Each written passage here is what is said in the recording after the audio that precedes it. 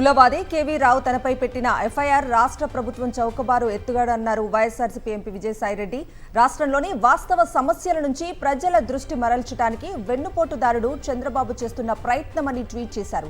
అబద్దాలు చెప్పేందుకు కేవీ రావు 4 సంవత్సరాల 6 నెలలు ఎందుకు వేచి చూశారని మండిపడ్డారాయన. తాను కాల్ చేశానని, బెదిరించానని నిరూపించడానికి ఆధారాలు ఉన్నాయని ప్రశ్నించారు. వాల్యుయేషన్ ఎప్పుడు చర్చలకు లోబడే ఉంటుందన్నారు విజయసాయిరెడ్డి. తనకు ఆ రెండు సీఏ సంస్థలతో ఎలాంటి సంబంధం లేదన్నారు కేవీ రావు చంద్రబాబు రాజకీయ తొత్తు అన్నారు విజయసాయిరెడ్డి.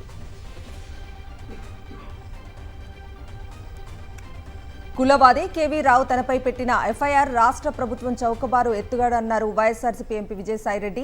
రాష్ట్రంలోని వాస్తవ సమస్యల నుంచి ప్రజల దృష్టి మరల్చడానికి వెన్నుపోటుదారుడు చంద్రబాబు చేస్తున్న ప్రయత్నమని ట్వీట్ చేశారు.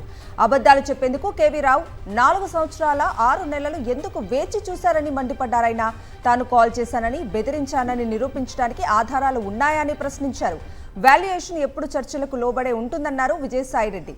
తనకు ఆ రెండు సీఏ సంస్థలతో ఎలాంటి సంబంధం లేదన్నారు కేవీ రావు చంద్రబాబు రాజకీయ తొత్తు అన్నారు విజయసాయిరెడ్డి.